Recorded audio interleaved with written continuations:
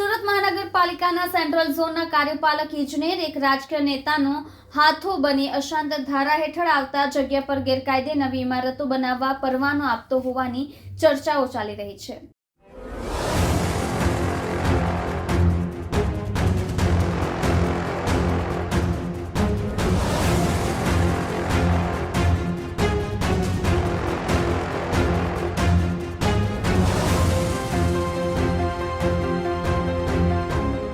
કોટ વિસ્તારમાં અશાંત ધારા હેઠળ આવતી જગ્યા પર એક રાજકીય નેતાના રોબોટ બનેલા કાર્યપાલક ઇજનેર રાજકીય નેતાના માનીતા બિલ્ડરોને ગેરકાયદે બાંધકામો કરવા પાલિકાના ધારાધોરણને નેવે મૂકી મંજૂરી આપી રહ્યા હોવાની ચર્ચાઓ ધૂમ ચાલી રહી છે।